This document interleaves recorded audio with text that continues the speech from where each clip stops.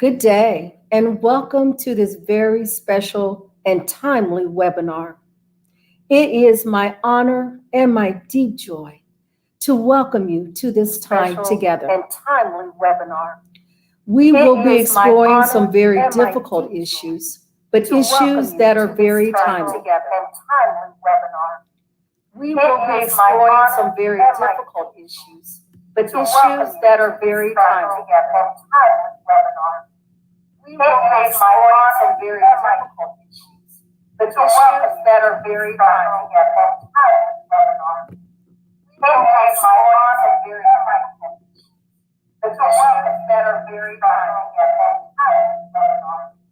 We will be exploring some very difficult issues, but issues that are very timely.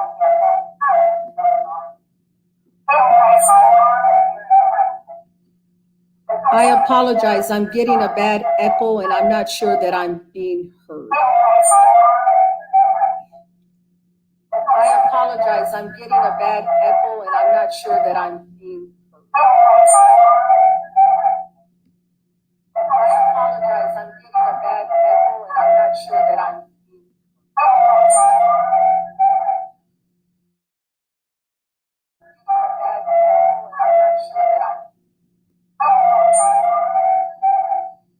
I'm sorry, can you hear me okay?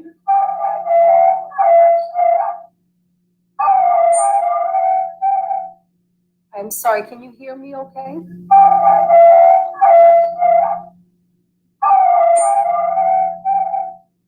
I'm sorry, can you hear me okay?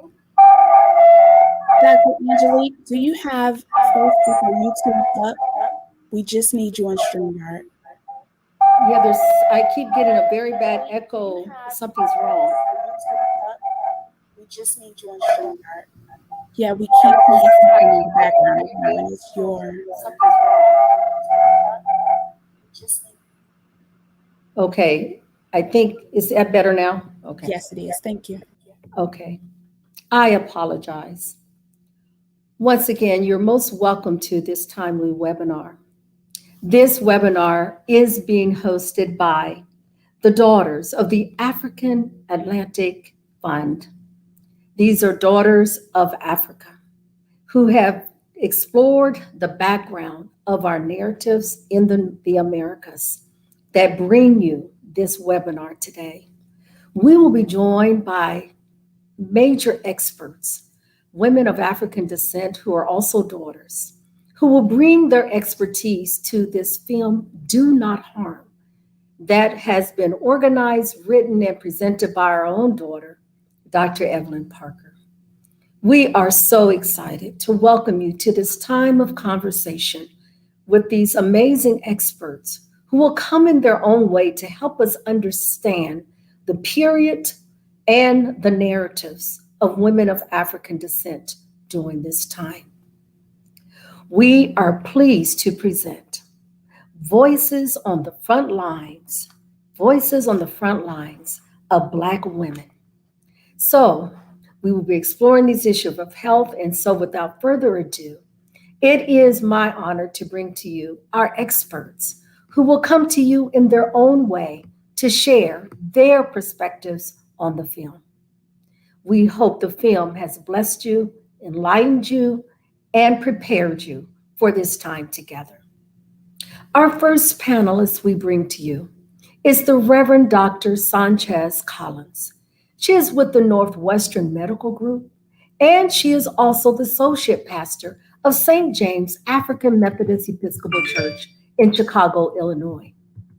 We also bring to you Dr. Tate, who is the resident obstetrics gynecology at Howard University Hospital right here in Washington, D.C., where I might add, I am located in this moment, even as we have the March on Washington that does speak into this history. And then we are pleased to bring you Dr. Rolanda Johnson. She is a professor of nursing and the Associate Dean for Equity, Diversity, and Inclusion, Assistant Dean for Academics at the Vanderbilt University School of Nursing in Nashville, Tennessee. We are truly looking forward to their expertise and how they experienced the film what we can learn, and what can we reflect on more deeply now and even after this webinar. So without further ado, let us begin our discussion with what it is these experts have perceived relative to responding to this dynamic film. We will begin with the Reverend Dr. Chanchez Collins, and then we'll go right to Dr. Tate, and then we'll go right on to Dr. Johnson for their initial responses. Welcome, panelists. We are honored to have you on behalf of the daughters. Good afternoon, everyone. I'm so grateful to be part of this important conversation on the state of Black women's health. And I wanted to give my reflections on the film when I had the opportunity to view it. After seeing this poignant and very impactful film, I was able to, definitely recognize the same key issues that we also continue to see the vestiges of today in today's society. So I feel that the film really illustrated the fact that Black women in America have had a history of being dehumanized, starting with slavery, where Black women were treated as objects with no regard to their lives and their well-being. According to Ida B. Wells, the prominent activist and journalist in the late 19th and 20th century, slavery was meant to dwarf the soul and to preserve the body, which basically means that slavery disregarded the humanity of Black people and instead treated the Black body as tools and machines for profit. And so in this film, I found watching the story of Anarcha, Betsy, and Lucy, those who were operated upon by Dr. Sims, that it was solely for the preservation of the body for the sake of making a profit. And it was definitely a difficult film to watch several times. As Anarcha said, the meanness of it all, the meanness of the torture and pain, the meanness of the white supremacy, the meanness of the racism and sexism. And so, because racism has always been embedded in the fabric of our American society, it is no surprise that racism is also embedded in the fabric and the history of science and medicine in the United States. And so it reminds me of the Hippocratic Oath, which is where the term do no harm comes from. And it made me think about the Hippocratic Oath, where we are supposed to say, I will do no harm. And I remember, reading about how this Hippocratic Oath became something used regularly by medical schools starting in the 17th and 18th century. And if we think about the time that this oath became popular amongst physicians, it was in a time where that oath did not include Black people. And so, this history of medicine has shown us, these examples of exclusion from that oath through the exploitation and discrimination. And so the state of Black women's health today, I feel, comes out of that ongoing struggle against systems that were initially meant to disregard or destroy Black women. And it is because these different levels of systems and injustices that we see the health of Black women has been negatively affected compared to women of other races in terms of having shorter life expectancies, higher rates of chronic disease, and poor health outcomes. So I'm glad to be part of this conversation today on the state of Black women's health.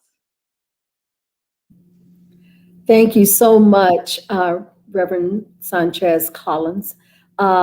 We are, I think, feeling much of what you have stated, that this meanness, this whole thing about meanness is a thread that goes throughout the film and even today. So that's one of the takeaways I take away from your comments, what the women were saying about meanness.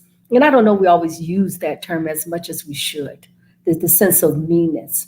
So thank you for opening up with your wonderful comments. And now we'll come to our next panelist. Thank you so much.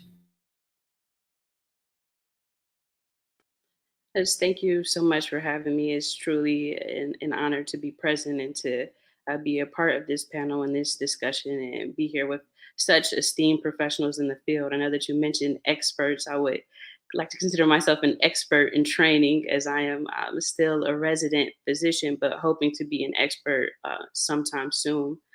In regards to the film, it was very difficult for me to watch, quite honestly, and I actually had to take some moments and pause it just to recompose myself because there were parts of it that were very triggering. As an OB/GYN in training, this film sheds light on the very complicated history of the field that I have decided to dedicate my life to. And thinking upon my training and recently being a medical school graduate, unfortunately, I had never even heard of these women. It really wasn't until within like the last year and a half or so as a resident that I was even made aware of their existence. So we're definitely, long overdue to know the names of these women whose bodies and conditions and work overall help to advance the field. As opposed to the constant praise that had been given to J. Marion Sims as the father of modern day gynecology. It's great that we are taking the time now to actually honor the mothers of the field in Anarcha, Betsy, and Lucy. When we think about the current state of Black women's health and the health disparities that exist, they are in a large part a reflection of the inequalities that have been experienced by Black women since slavery times, until now. And the Reverend Dr. Sanchez Collins, she brought up the Hippocratic Oath and Black people being excluded from medicine. And even in thinking about the Hippocratic Oath, when we actually do our history, we realize that Hippocrates and the Greeks went to Egypt, went to the libraries of Alexandria, and stole much of the research that Egyptian doctors had been doing. And if anything, the oath should really be an ode to Imhotep, an Egyptian physician who was really the father of the field. So just, constantly thinking about the ways that, are that Black people have been discriminated against and used for solely for their bodies at the gain of other individuals. Dr. Tate, thank you so much for those opening comments. And may I also focus in on the comments you were making about the history relative to the whole profession of medicine, going back to Egypt. Some of you will know I'm very much a Pan-Africanist, and I think many of us are. And unfortunately, we don't even know our own stories. We're not even able to find out where our stories are. But in this moment of decolonizing knowledge, and you picking up on this piece around Egypt, and then also to say where we give regard for and where we don't needs to be spoken into in this moment. And certainly the daughters of Africa, like us, and so many others, are in that position now to speak into our truths. So just want to really thank you for also bringing in that Pan-African perspective, because we are daughters of Africa. Now I'd like to go to our next panelist. Thank you so much. First of all, let me begin by saying how excited I am to be a part of this discussion today. I feel like, maybe I'm not worthy to be on this panelist with such esteemed experts in the field. Even you, Dr. Tate, as you begin your career, you are still an expert, and you will become a greater expert as you go through your training. So my background is nursing. And I will say I am First Lady of the church in Mississippi, although I live in Tennessee. And when I viewed the documentary, it raised lots and lots of emotions. Joys at times, horror, tears. Just the atrocities of what was done in the name of science and improving healthcare. Similar to Dr. Tate, it was very uncomfortable to watch. And sometimes I too had to pause and then come back later and continue the documentary. Now, what stands out to me, there are two different things. One that Reverend Dr. Sanchez Collins has already brought out, that there are a lot of similarities between this period, this enslavement period in the 1800s to where we are today in 2021. I found myself being very angry with Mrs. Tabby, with her privilege, sometimes her ignorance, and her condescending tones. And even when she was made aware of atrocities, nothing was done. She knew that these experiments were occurring. And initially, she did not realize the depth of it. But even when she became aware of it, it was basically silence. And so we see that today with white privilege. We see that in our healthcare systems, where we have health disparities, and there are so many resources for the right group of people with the right characteristics. The other piece about this is I remember towards the end, and the statement was, it ain't all suffering. And so there's this notion of resiliency. There's this notion of faith, faith in God. And, God, religion, whatever background you have, has been the center of our people's existence. But just to see it in action, going through the obstacles, going through the horrid pain, and then that despair. When is this going to get better? When will I be able to see my family? But the perseverance based on faith in God and knowing that He's always there, regardless of what these three women went through. Yes, they got angry. Yes, they became despondent. Yes, at times you saw, especially Betsy, with instances of, unbelief, but they were quick to go back to that faith. And so I think as Black women, that faith has been the center of all we do and what we go through. And for some of us, especially when we look throughout the generations, it may not be our individual faith, but it may be the faith of our mothers, our grandmothers, their prayers, in way for us to help us to be successful, to help us not to endure some of the problems and issues that they had to endure. But I think for me, the big picture is the similarities. We still have issues with inappropriate or inadequate pain. We still have the unconscious bias, implicit bias. We also have the explicit racism. And so those are the things that initially struck me about the film Do Not Harm.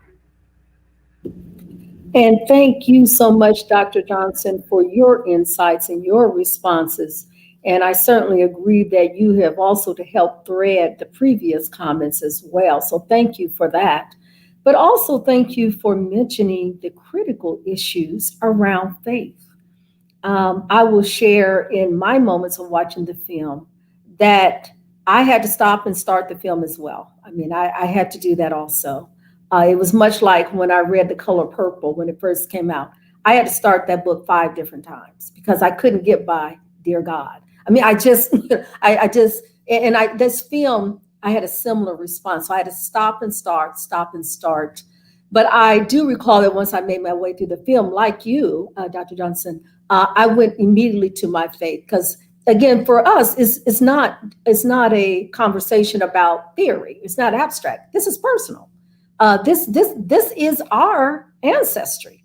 It was our mothers, our grandmothers, our great grandmothers who went through the kind of horrid period that we know in the enslavement period. And so my immediate responses when the film was over is to go right to the Negro spirituals. That's where I went. And of course, something, I hear music in the air, all of that was sang in the film, you remember? I went right there to My Lord, What a Morning When the Stars Begin to Fall. And I went to Marian Anderson. I think I spent an hour with Marian Anderson after that film because she helped me to go deeper into that spiritual zone of remembering what brought us through. So, Dr. Johnson, you're reminding me even of my own personal response to the film at a spiritual level. But I also want to thank you for mentioning Mrs. Tabby because the remarks you were making go to, because I do public policy advocacy, to what is often the church's charitable response as opposed to the justice response, right? There's a difference. It's one thing to give people food in a food pantry. It's another thing to say that the laws and the history and the structures of why people are hungry in the first place matter. And so as I was seeing the women who were experiencing all of this, I still saw that historic tension. There were those who, quote, were charitable. Remember, she brought food to the women. Remember, she was doing these kind of so-called nice things. No, we need the right things, not just the nice things, but the right things. And I think all of you in your comments have brought this to light. So thank you for bringing that up. And I want to appreciate Mississippi and Tennessee. My homage is Alabama. So I'm so there. I may be in Washington at this moment, but Alabama is right there. So, and all of us, I think to some extent, have that Southern legacy. So I think this is a great time to name that for ourselves. So all of you, thank you for your opening comments. Now let's move on to the next questions. I'm just so grateful for all of the thoughtful questions that the committee of the daughters have brought to us to explore. Let's move on to our next question now. Well, what are some of the key health issues for Black women that were raised from the past in this film? As you would view it. And this time, let us start with Dr. Tate and then Dr. Johnson and come back to you, Reverend Dr. Sanchez Collins. Dr. Tate, please go on. Thank you. So we know that health inequality among Black women is rooted in slavery. As previously mentioned, slaveholders view enslaved Black women as a means of economic gain. So this ultimately resulted in the abuse of Black women's bodies and a disregard for their reproductive health.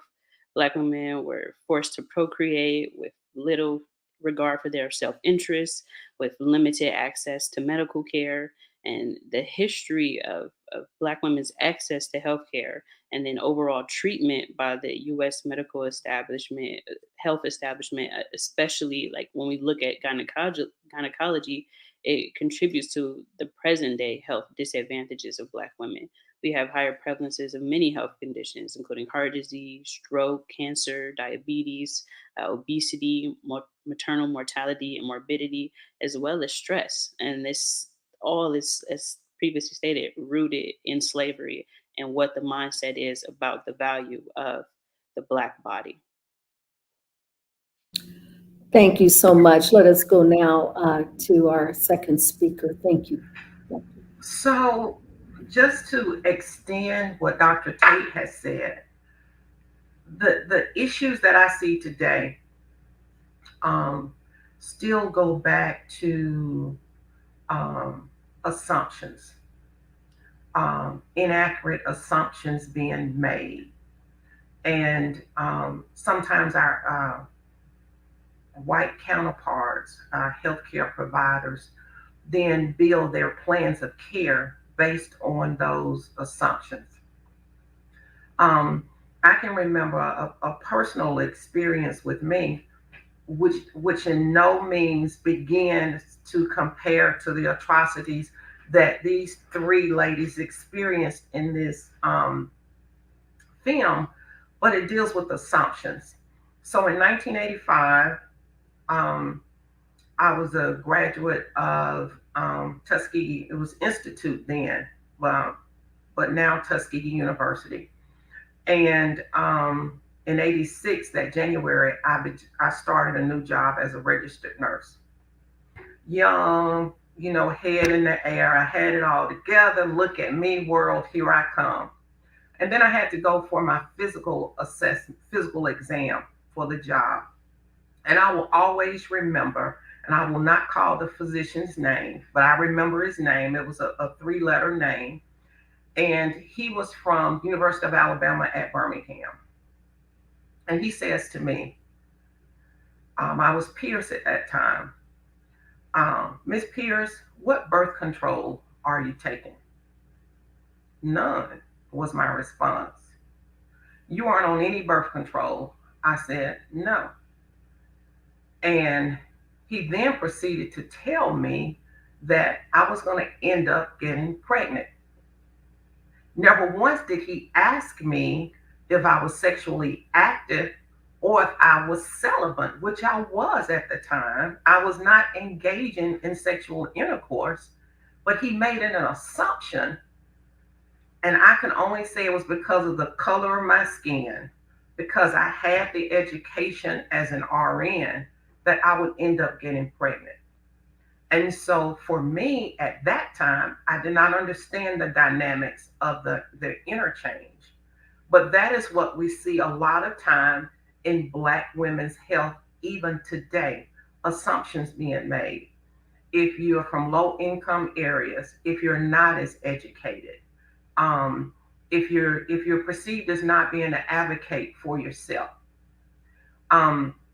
And we have other instances like with Henrietta Lacks, whose cancer cells were used for research. We still continue to use the cells from her research, or what was found about her research in the mid 1900s.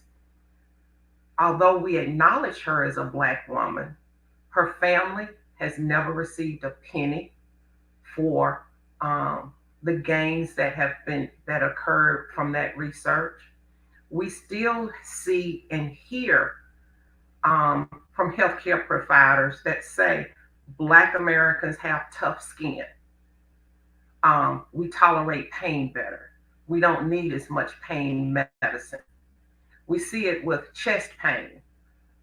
Women in general enter facilities, emergency rooms with chest pain, and they're treated different from their male counterparts. But even within that group of females, Black women still receive less pain medication. The treatment is different. And so we see those issues that still have just continued to stay within healthcare as it relates to Black women. Dr. Tate and Dr. Johnson, I am so grateful for your comments. And here again, I'm finding alignment with Alabama, because that's where Tuskegee is. And in fact, my land and my people are in Tuskegee area. So I really want to hear that story, and how many times, unfortunately, stories like that can be repeated, the assumptions that are made. So thank you so much for sharing that for both of you in your presentations. And now it's my joy to come to our third panelist, Reverend Dr. Sanchez Collins. What would be your response to the question at hand? My response definitely coincides with that of Dr. Johnson and Dr. Tate when it talks about when we talk about assumptions. And so I wanted to, when I think about the movies, two of the key issues that I saw that the film raised was the assumption about pain and also the lack of consent and agency. So first on the concept of pain, it's really interesting when we contextualize this. When I was in college, there were a lot of courses on the history of science, history of medicine. So it's interesting, just historical context, that these surgeries took place from 1845 to 1849, and the first, I guess, reasonable version of anesthesia became available in 1846. So kind of right at the beginning of those surgeries that were taking place.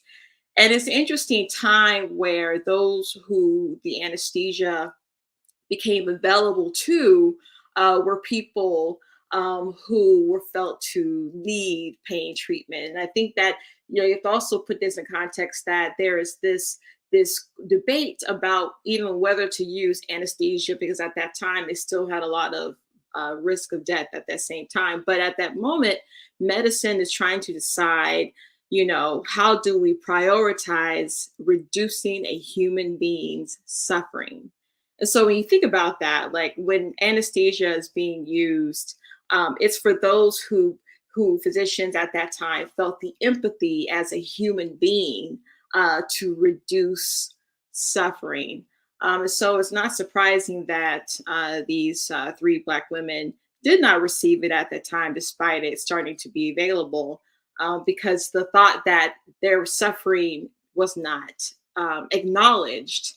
And there are definitely actual quotes from Dr. Sims where he says that these Black women, got through the surgeries and they were stronger than the white women who couldn't take it. So just these assumptions about how Black women are that strong Black woman trope that, has its vestiges coming from the time of slavery. And so we see that today where, there was a study in 2016 where medical students and residents, 40% of them thought that Black skin was thicker, like Dr. Johnson was saying. There was also studies that showed that people thought that Black people, health trainees, thought that Black people had less sensitive nerve endings, which is some of the basis for these thoughts about pain. So it was really poignant just to kind of see how that still threads today, and the fact that Black women are less likely, women in general. So, you have the intersectionality of being a woman and being Black. So as a woman, feeling pain, having complaints is thought to be as hysteria, and as Black people, you're supposed to not be as affected by suffering. And so I think that was one of the things that was brought up by the film. But then the second one was lack of consent and agency. So I think that when I talk about the lack of consent and agency, I think on one hand, there is kind of how we look at it. So I was impacted by, during the film, you have multiple scenes where there are white people who are just talking over Anarcha, Betsy, and Lucy. And so you don't hear the voices of the Black women. And it basically, showed how Black women were lacking a voice at this time, and sometimes still lack a voice in Western medicine, whether it's through representation among providers, whether it's representation about within how systems are created. But I think that that's an important thing that was a highlight about that lack of consent agency. But on the counter side of that, I do want to highlight, the presence of agency in a different way. Dr. Stephanie Minchin once say that healing of self or others is an act of power. And so, on one hand, Black people, did not have agency and consent to be part of Western medicine. On the other hand, they had agency by also creating their own African-American healthcare culture. And so in the film, I remember the women had this tea, and that tea was a major part of their recovery. And so I think that, the film also allows us to kind of call upon the ancestral history of healthcare and the ancestral history of African influenced practices that were brought over from different tribes and regions that were also influenced by Native American practices and also some European practices. But we have to also acknowledge the agency that is also there, that's symbolized by that tea in that movie, that, the importance of Black midwives even today to help with maternal success rates, the practice of root doctors, the practice of herbalists, which was somewhat counteractive to what was sometimes a very weakening practice of medicine that Black women and Black people in general experienced. Yes, Reverend Dr. Sanchez Collins, thank you so much for making these very helpful points as well. And particularly about this question about not having consent and agency. Really want to appreciate that. And I'm so glad you moved on to how in our own context, as being children of Africa, that the women gathered themselves. Yes, they had tea, but they also comforted one another. They blessed one another. They sang together. They prayed together. And all of those pieces coming together, they had their own permission, their own consent to say, not only are we calling on each other, we're calling on the Spirit. Because we know that we do have agency, we do have consent, regardless of what the others are saying. And so even today, we're still finding ourselves in our own sanctuaries to do the same thing. So I want to thank you so much for, really speaking into that wider public space and our own public and private spaces, where we must always give ourselves permission, consent, and agency to do what we know is right for and with our people. So thank you so much for that. All sisters, just thank you for all of your comments. Let's move on to the second question, because of course we could spend so much more time even on the questions and responses, but we do have other questions for you. The second question would be well, how has racism or other factors of intersectional oppression continued to impact Black women's health today? And of course, you've spoken a bit into this question, but I think this is our opportunity to go a bit deeper with the question. So I would like to begin with Dr. Johnson, then go to Dr. Tate, and then come back to you, Reverend Dr. Sanchez Collins. So Dr. Johnson, over to you, please. Sure. And before I get in trouble with my dad, my home is Montgomery, Alabama.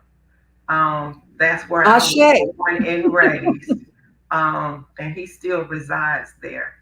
So we've already started talking a little bit about this question, but I'd like to begin by extending the conversation that was already brought up about consent. And so in most institutions, there are policies, procedures that address consent. Patients having to give consent before procedures. And so depending on where you are, the procedure is listed, who's going to implement the procedure or carry it out, the potential consequences, etc. And those are sort of like core facets of, and there's other information included.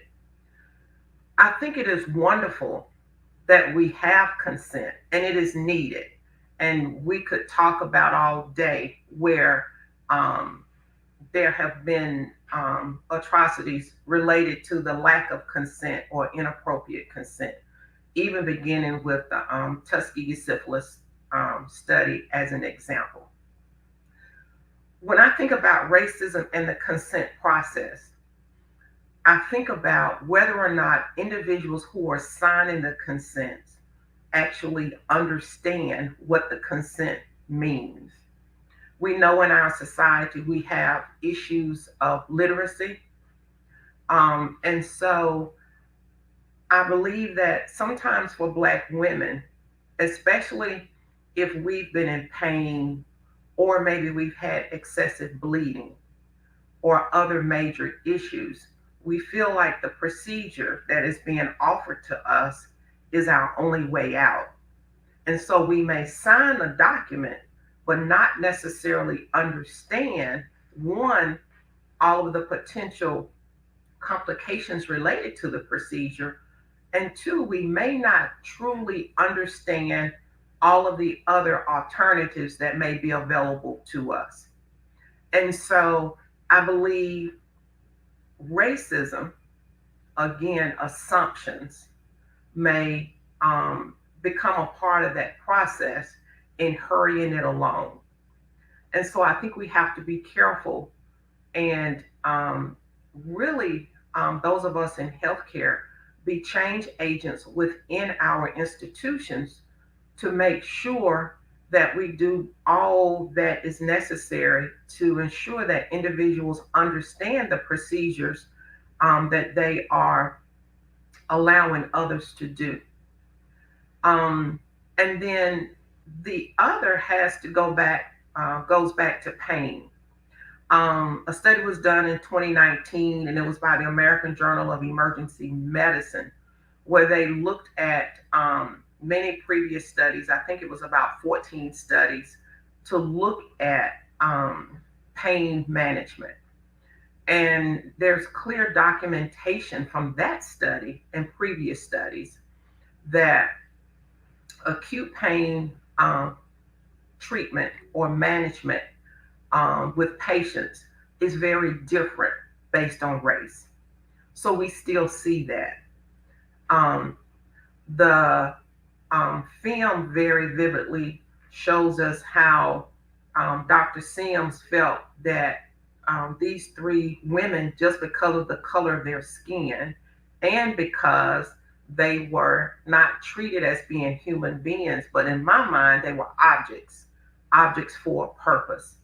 But they were perceived as not being, not requiring the anesthesia or the pain medicine or medication that Miss Tabby and her group of white women would then later receive.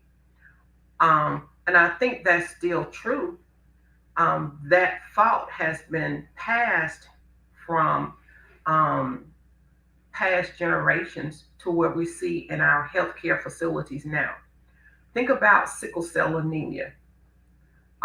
Sickle cell, those individuals experiencing sickle cell crisis. I can recall that when individuals who frequently returned to institutions that I've been familiar with or worked with, and that was decades ago, for treatment in crisis, the first thing somebody would say was they're just drug seeking. They just want pain medication. Yes, they do, because they're hurting. So we still have those racist ideas that are still continued in our healthcare systems today. And so I think, again, it goes back to power. We talk about the intersectionality of so many factors and oppression. And I think one of those factors is power. Where is the power in our institutions? Who's making the policies and the procedures? Who's enforcing them? And when policies are being made, who's at the table to actually represent those of us who may be from, I hate using the term underrepresented groups, but that's what we have been termed, but we're going to say Black groups or groups of color. And so I think that's where we see that racism. Dr. Sanchez Collins talked about the white slave owners talking as if the young ladies were not there. Not Henrietta, but Lucy and Arthur and Betsy were not there. And so in essence, we sort of see that too, because if we're not at the table, we're not a part of the committee meetings that are making these key decisions, then the racism is perpetuated, the oppression, and also the unfair standard of care that's provided to us as a people. Thank you so much for picking up on that very important theme around consent and the legalities of it, as well as the moral issues relative to that. And of course, just the sacredness of human agency and dignity. Thank you so much. I would love to probe that further, but I want to make sure all the other speakers get in and we can come back to it a bit later. So I would like to move over to Dr. Tate, and then we'll go on to Reverend Dr. Sanchez Collins, please. please. Thank you. So as one of my role models in the field of OBGYN, Dr. Career Perry says, it's not race that is a risk factor, but it is racism that is. Racism has greatly affected Black women's health today. We can't even begin to have a discussion about health equity without discussing the impact of both institutional level as well as individual level forms of both racism and discrimination against Black people. For a minute, I just want you all to take a journey with me about how we can see racism be at play in health inequality for Black women. We know that for everyone, as they age, their health declines, right? But when we think about aging, it's not literally just about the advancing in years, but it's also about how biological, behavioral, social, cultural, as well as environmental factors come into a play and affect one's aging, with stress being a key factor. So when we think about the Black woman and her experience and the accumulation of potential socioeconomic disadvantage or experiences with racism, whether it be on an individual level, like discrimination at her job, or when she's shopping, or in her day to day interactions with people out in society, or institutional level forms of racism, such as what neighborhood she might be able to live in, what school system she might be able to attend, what healthcare system she might be able to access. And we think about the accumulation of all these experiences and how they lead to overall increased stress that leads to increased aging. There was actually a study that was done that was looking at a specific biomarker for aging. And in taking a Black woman and a white woman that were literally the same age in years, based on this biomarker, the Black woman was 7.5 times on average older than her white counterpart. So this increased stress leading to this increased aging, leading to increased negative health outcomes for Black women, which overall just widens the health disparities that exist between Black and white people.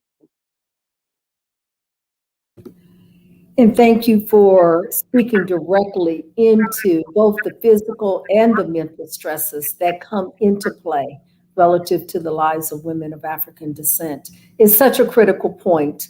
And as this new research is coming, which all of you are the experts on, increasingly, I'm hoping even more of that knowledge will be fed to more of us so that we're aware of that, so we can be increasingly proactive. But we'll come to next steps, obviously, toward the end of the time together as well. So Reverend Sanchez Collins, would you help us now as well? Yeah, I wanted to actually just extend a little bit of what Dr. Tate was talking about in terms of that stress. You know, researchers have called it racial stress, and that over time there's literally wear and tear at a microbiological level on the body. And given the consistent and persistent experiences of racism, the body goes into a very chronic level of stress, and that chronicity of the stress is what actually leads to the wear and tear on a body. And researchers also use the term, what they say, allostatic load, and that's basically the cumulative damage that is collected over time that makes people more vulnerable and more susceptible to having certain diseases. So literally racism is hazardous to our health, despite our educational or income position in society. Racism becomes the one factor that has been unable to be completely overcome. So when they looked and compared white and Black people at a higher economic bracket, or just comparing like Black women and Black men going from one income bracket to another, that when white people jump up in income, they gain way more years in life expectancy than when Black people make that same leap in income and education. And so I think that the research that deals with the incidence of chronic disease, and also the research that deals with the fact that, for example, Black women are more likely to die from breast cancer, despite sometimes having lower rates of breast cancer. Those things make it force us to actually acknowledge the fact that racial stress in itself, or how research will call it also perceived discrimination, just the experience of that racism itself, can have effects on our bodies. And so it really forces us to really think about how to address that type of wear and tear on the body. On one hand, it's also addressing policies and laws that have created those disparities and experiences, while also calling upon us as individuals and communities to figure out, well, in these harsh realities, we have to actually counteract that racial stress in how we advocate for ourselves, advocate for our families, and also take care of ourselves and our families. Reverend Dr. Sanchez Collins, thank you so much. And I know my heart leaped when in recent years it was actually named that racism is a health consideration relative to our people.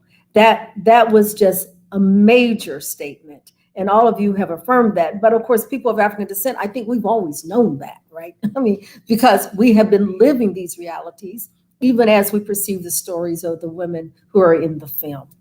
So thank you for your clarity on the importance of naming that in the health profession. Sisters, we want to move now to the third question. Time is moving, and we certainly want to make sure all the questions of the committee are answered in this time. The third question has to do with what then, as we have talked about racism, what then are the specific social determinants of health that are most important for Black women's health and well-being? So if you could speak even more specifically, I think it's a logical shift from the last comments that were made. And this time we'll come back to Reverend Dr. Sanchez Collins to begin the discussion, and then to Dr. Johnson, and then to Dr. Tate, please. Thank you. Thank you. I would definitely say, as we all know, all of them are important for Black women's health. But when you think about social determinants of health, just for those who might not know what that is, it's different. It's education, economics, it's access. Those are factors that play a role in health and well-being. And so I wanted to focus on two of them. One would be access to primary care, and the other one would be the combination of health literacy and access to healthy food. So I think one important social determinant of health, I'm biased on this, my official job title is Holistic Primary Care Physician at the Osher Center for Integrative Medicine at Northwestern in Chicago. And so I think it's important for people to have a primary care provider, whether that's an internist, family medicine physician, a pediatrician, or non-physician providers, including nurse practitioners and physician assistants, in order to have someone who is focused on preventive care, someone who is focused on finding high blood pressure, someone who's focused on screening for cancer in order to focus on the early detection or early treatment of possible diseases. Because when we think about the rates of cancer, or more so the death rates of cancer and the incidence of chronic diseases, I think it's important to have a primary care physician to focus on both medication strategies, but also lifestyle strategies to prevent the disease, or to prevent the complication from the disease itself. And so I think this particular social determinant, we do have the barriers of people having access to health insurance. With the Affordable Care Act, we were able to decrease the percentage of those who are uninsured, but Black people are still, a higher percentage of us are uninsured than those who, than our white counterparts who are insured. And then there also sometimes are access to primary care in terms of geographic proximity in our neighborhoods.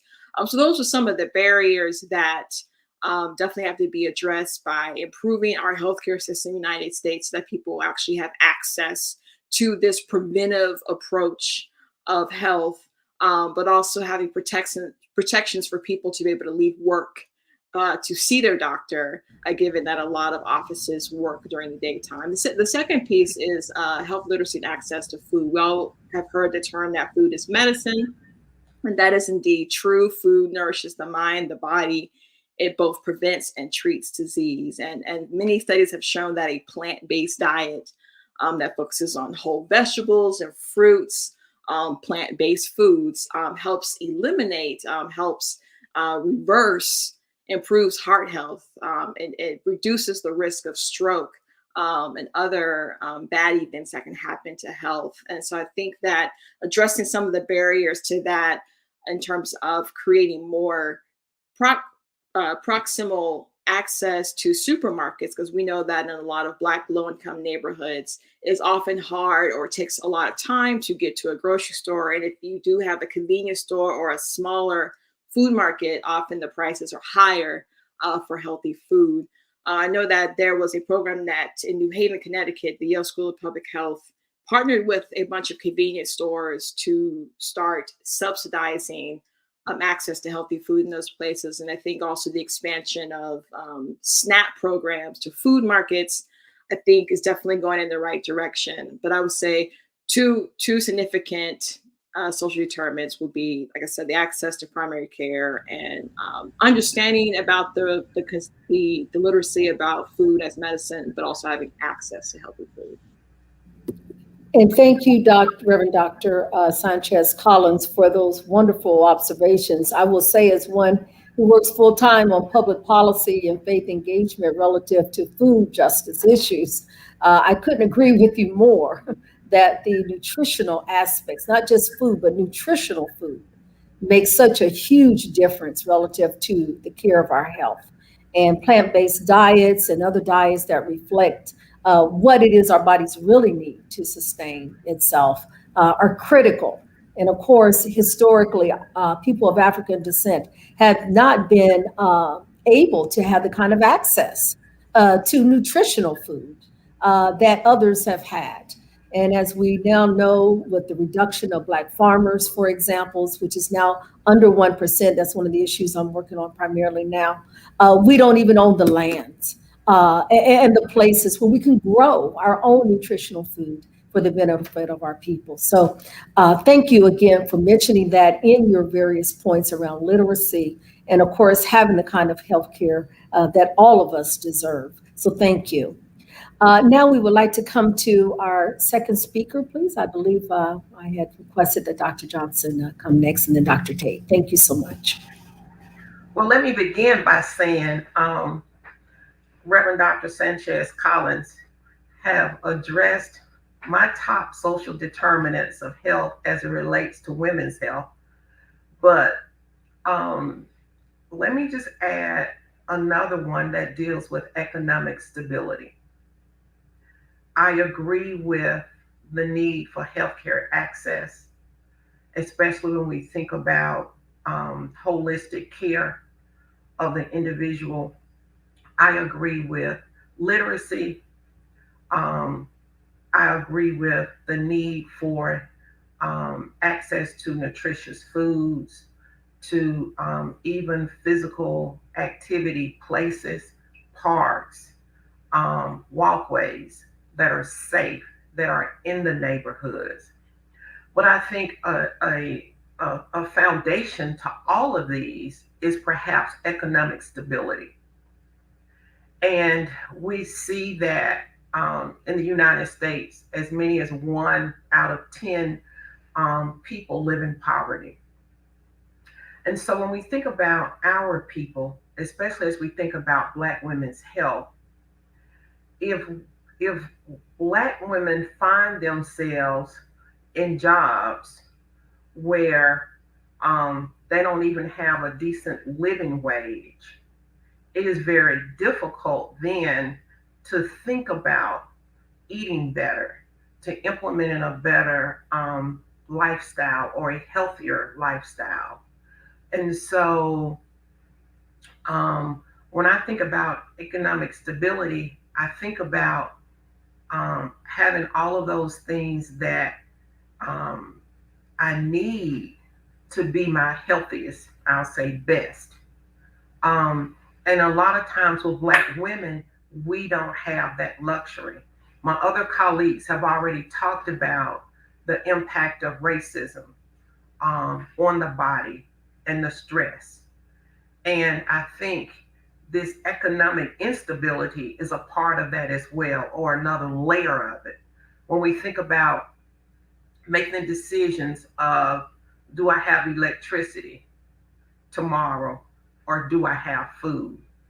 No one should have to even think about those things that I really need to survive, especially in a country that is as wealthy as ours.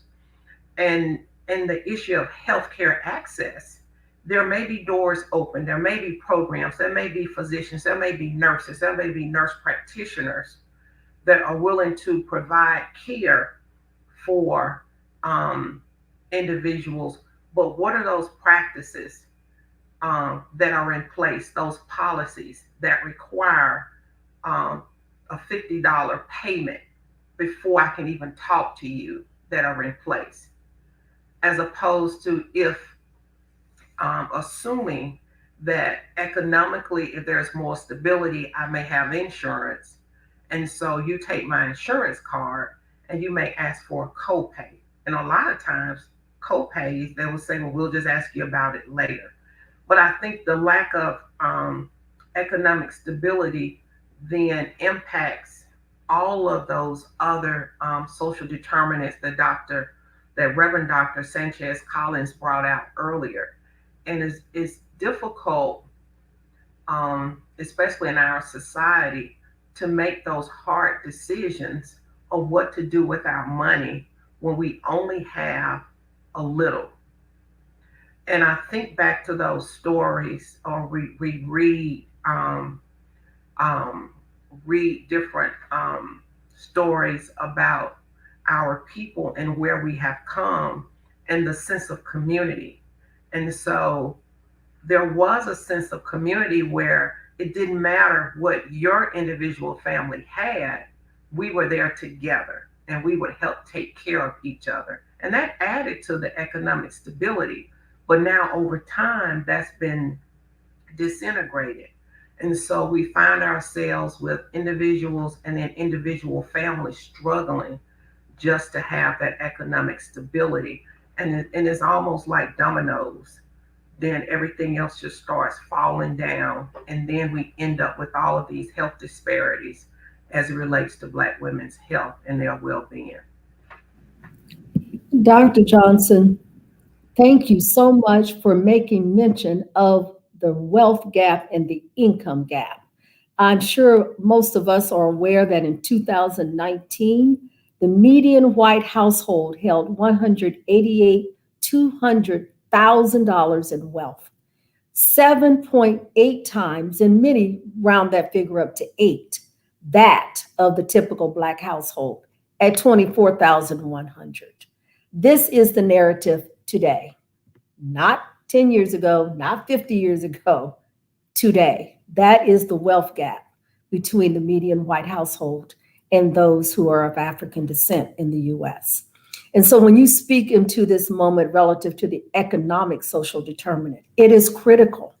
It is really critical that we do understand that that wealth gap and the income gap, which is different wealth but are related, must be systematically addressed when we talk about issues around health, and particularly for women of African descent. So thank you for bringing in that social determinant as well.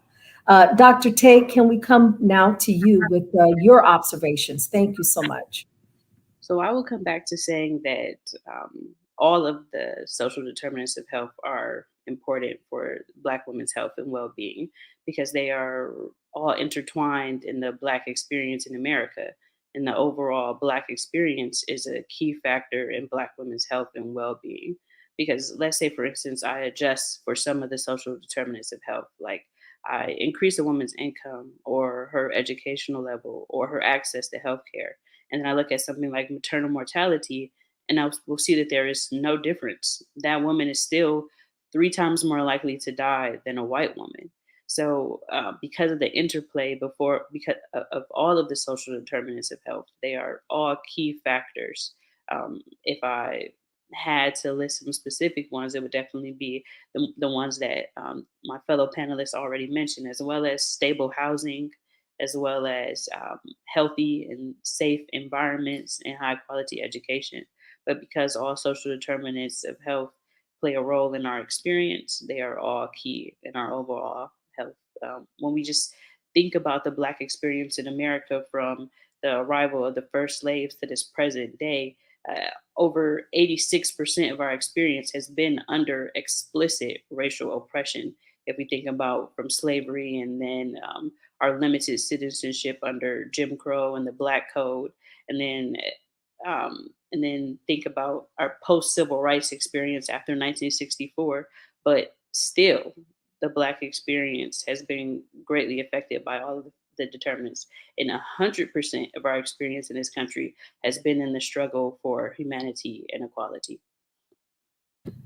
Thank you so much, Dr. Tate. That is so important to remember that we're talking about a historic situation that is intervening and informing this moment where the social determinants are still present even today and going forward in this moment. So thank you so much. We now are very pleased to say that Ebony has a question for us. We want to take Ebony's question and then any other questions that are wanting to be expressed. We welcome you to let us know what your questions are. We have a few moments for the questions. So thank you for that. And the question that Ebony wants to ask you, and I would ask that Dr. Tate, you begin with your response, and then of course Dr. Johnson and Reverend Dr. Sanchez Collins, if you feel that as well. The question is about fibroids. Are fibroids more high in Black women? And if yes, why is that the case? That is the question that Ebony wants to ask us. So over to you, Dr. Tate, and then as other panelists would like to respond. So when we talk about fibroids, they are at an increased rate for Black women, especially reproductive age Black women. So talking about Black women from like their late teens to the age of 45 or so. Whereas about 25 to 50% of Black women have fibroids. Our white counterparts, only about 6% or so have fibroids. And not only do Black women have fibroids at an increased rate, we're also more likely to have symptomatic fibroids, meaning so that we're more likely also to have issues associated with pain or bleeding from our fibroids. In terms of why this is the case, unfortunately, we don't really know. There are, theories related to diet, to increased rates of obesity, the fact that we often start our periods earlier, that we're more prone to have low levels of vitamin D. But honestly, the reason why we don't know is because it is not one of the issues that the medical field feels the need to invest in terms of research, because it is not an issue that affects the quote unquote majority at the same level that it affects Black women. So there's definitely an area that needs increased research. And thank you, Dr. Tate, Dr. Johnson, and also Reverend Dr. Sanchez Collins. Any further comments? No, I think she answered it very well. And thank you then so much. So to come back to the earlier discussion, because we don't have any other questions at this time, to my understanding, I'd be interested to know if there's any additional comments you want to make on any of the issues that we've discussed that have emerged out of the questions and your responses that you would like to further elaborate on.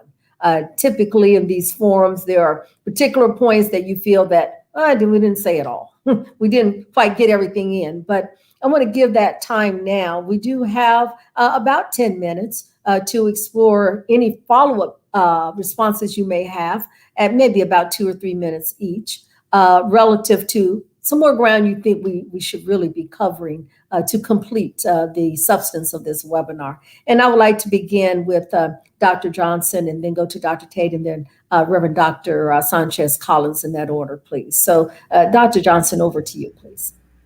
I think we've been rather comprehensive with our responses.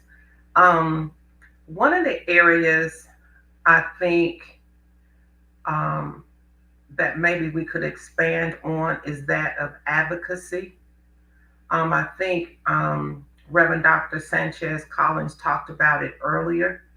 But if you think about the film itself, because of the position where the three women were, um, and that power dynamic, and they were enslaved. They were, to me, they were just tools to an end for their white counterparts. There was nobody there to advocate for them. And then if we translate that into today, we've talked about a lot of inequities that still exist that are based on racism.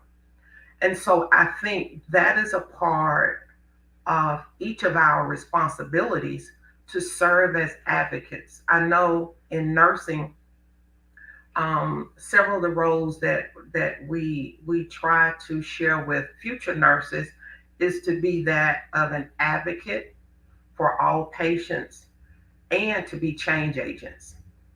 And I think to a certain degree that can make a difference. Now, I don't have the wool over my eyes to say that will eliminate racism, that will, especially when we think about systemic racism. However, I think as a people, especially as Black women, we need to be more empowered and we need to empower each other. And so, what does that look like? Um, when individuals may call me and say, okay, and most of the time it's Sister Rowe. Sister Rowe, this is going on. What do you think I should do? Well, these are the things you need to do. You need to go to the ER right now. That was one instance. When you get to the ER, I'm sending you questions. These are the things you need to ask. When you're back in that room, I need you to text me the response you get from your provider. And so, in that instance, she was using a cell phone to um, allow me the opportunity to help her navigate a system that we knew was oppressive in our area. And so I think that's important when we think about what we can do to help mitigate racism. That clearly won't eliminate it, but hopefully thinking out of the box to see how we as a Black women's community can come together and empower and advocate for each other. And so I think that's what we need to think about advocacy and our strength within. Dr. Johnson, thank you so much. Dr. Tate? So, in regards to our conversation at large, not much to add. Anything that I thought about, like, man, I should have said that. One of my fellow panelists so graciously added it. So, I think that our conversation overall was very comprehensive and substantive. I guess, like, my final thoughts would just be like things for going forward, next steps, and how we need to continue to shed light on the history of medicine and its roots in racism and the economic gain at the expense of the Black body. How we need to call our healthcare providers to task, have them to address their implicit as well as explicit biases, because Black women deserve and need care that is respectful care free of bias. We need to continue to encourage and support diversity in all fields, in medicine, in public health, in policy, in education, in everything. And that Black women led organizations and community leaders need to engage with the healthcare system as partners in helping to address the issues that we face. Dr. Tate, thank you so much. Over to you, Reverend Dr. Sanchez Collins, please.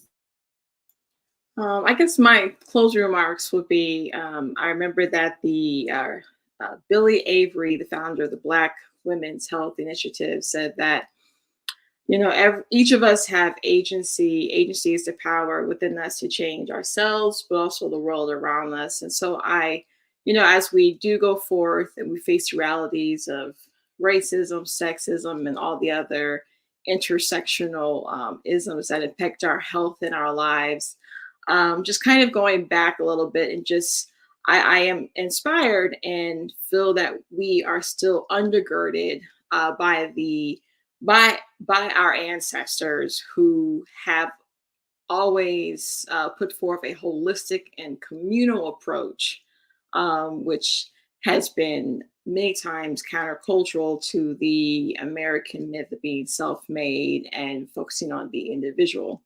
I think that going forth, we're reminded that healing is both for the self and it's both communal. And so, practically speaking, on one hand, we have to make sure that we are pushing for the policies and the laws that are creating more equitable lives, and getting rid of these differences and social determinants of health, but also making sure that we are pushing for healthcare providers to be trained and culturally competent to care, and then making sure that we are creating systems that are reducing and eventually eliminating bias. And so I'm inspired by our well-known ancestor, Harriet Tubman, who didn't wait for the abolition of slavery to free her own people. She took it upon herself to free who she could free. And so I agree with Dr. Johnson, who talks about advocacy, that, right now, one of our best tools is to advocate for ourselves and each other. And just to add to what she was saying, that means, being able to when you are going to a physician visit, that if you don't feel like you're being heard, if you don't feel like you are being acknowledged, to feel free to find another doctor. At the end of the day, this is a healthcare system. There's different doctors out there, and being willing to find, even though it might be hard sometimes, as someone who will listen to you, and to not write off your own symptoms. And in terms of the advocacy, I think by advocating for each other, by creating a village around each other, especially for when our sisters might be in a space where they can't advocate for themselves, whether it's during a hospitalization or even during the risky process of giving birth. I think that's what it means for us to, connect to our cultural, connect to our ancestral identity, as healers of self and also healers of community. Reverend Dr. Sanchez Collins, thank you so much. And I think your comments certainly wrap up and thread what the previous panelists have also been saying. Advocacy matters, building our community village, and being together around our common concerns is what's going to help us to advance these issues that are historic and even today. Dr. Tate, I need to say there's a question for you relative to the BMI. And I'd like to know if you'd be willing to answer that question. We have a question coming from Miss Joanne White, who asks, what can we do to increase the awareness of Black people regarding the necessity of vitamin D in our fight relative to COVID? And of course, COVID hasn't really come up in our conversation, but I'm sure all of us know that COVID is simply, in many respects, revealed what we have already discussed in greater measure in terms of the visibility of those issues on top of what COVID does in any respect. So if you don't mind, Dr. Tate, if you could speak to that question and the issue about if you think the BMI chart is a good reflection for women of color as well. Thank you so much. And if others would like to add too, please feel free. So in regards to the question about the BMI chart and it being a good reflection for Black women, we do know that the chart was initially created based off of research that largely involved Caucasian men and women. And there have been subsequent studies that show that it might not be the best indicator for Black women, just because there are different ways that we carry our fat sometimes. However, This is not like a free for all to say, oh, this doesn't apply to me. I'm not really obese. I'm not really overweight. I'm just fine. Because that is not the case either. We do know that obesity greatly affects our community. So though it might not be the best scale, it does still have implications for our overall health, and should not be something that is completely disregarded.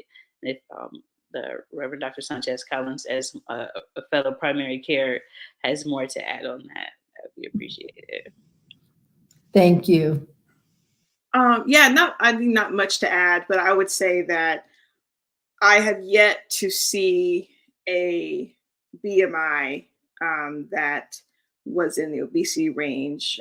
That did not mean that the patient needed to stay at that weight. I think that a lot of diseases, including diabetes and high blood pressure, one of my first lines of treatment is weight loss in order to prevent using those medications. And I actually focus a lot on weight loss when I am trying to treat high blood pressure and diabetes. Thank you so much. And how about you, Dr. Johnson? Is there anything else you would like to add? Okay, well, sisters and experts, if I may say, we are so grateful for this time together. We're down to 8 minutes, and I would love to just leave you with maybe 30 seconds to 45 seconds of anything else you might want to add, particularly any recommendations. We've already talked a little bit about advocacy as next steps. We've already talked a bit about social determinants and building the village, if you will. In terms of our joint voices coming together.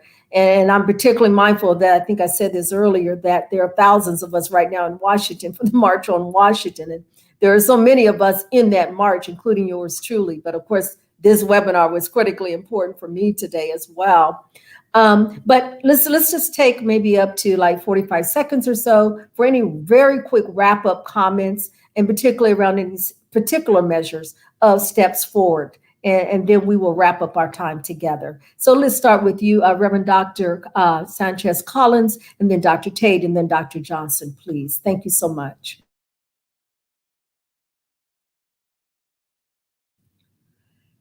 Reverend Dr. Sanchez Collins, we can't hear you. Thank you. I think going back to what I was saying earlier about being healers of self and healers of community, we talk a lot about the impact of racial stress.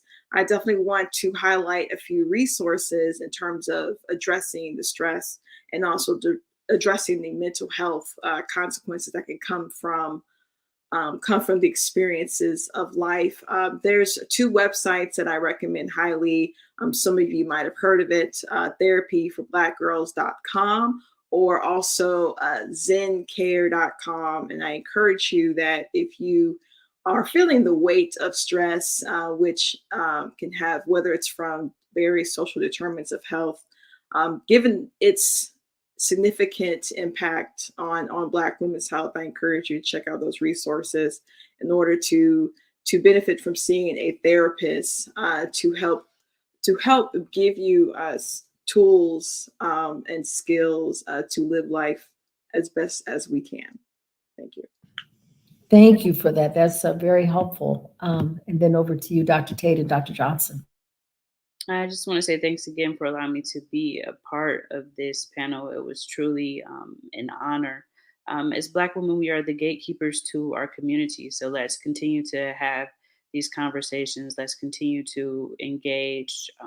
Let's continue to advocate so that we can change our outcomes. Thank you so much, Dr. Tate. And over to you, Dr. Johnson.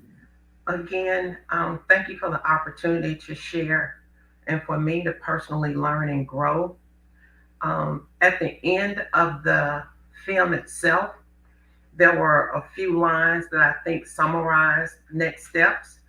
And if you recall, when the 3 Black women realized how they had been treated and the atrocities thereof, and they said, how do we remember? how do we forget? And they said, we don't. And I think for us as Black women, we can't forget. We build from where our ancestors have brought us. We build upon our own family histories. And there was also talk about having a place of quiet. That place, whatever it is, be it a corner where we read, we reflect, a place of silence, a place that we delve into our faith and our connection with God. I think it is so important that we not forget from whence we have come, but also remember where we're going. And always remember that it's our duty to create the path and the legacy for our next generation. So thank you for the opportunity to be a part of this today. Dr. Johnson, that is such a wonderful way to wrap up in line with the previous comments of Dr. Tate and Reverend Dr. Sanchez Collins. That's wonderful to say that we are Sankofa people. We're always living in the moment based on the past and moving to the future. We are Sankofa people, and we believe in the spirit of Ubuntu, of coming together. I've heard those themes throughout this whole time together. And I'm just really thanking God that there is that kind of affirmation in this moment relative to women of African descent. On behalf of the daughters of the African Atlantic Fund, we say thank you for joining us today. We say thank you to our panelists. We say thank you to the committee that put this together.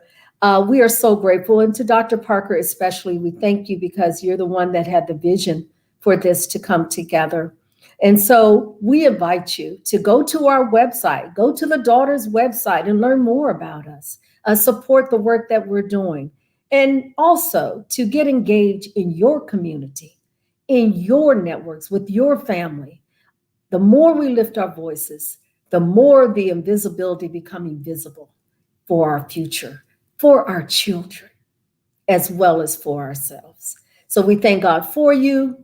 And we wish you a blessed day. Please promote the video. It will be available for circulation and it's being recorded. Please use it as a resource going forward in your work. And for now, we say thank you.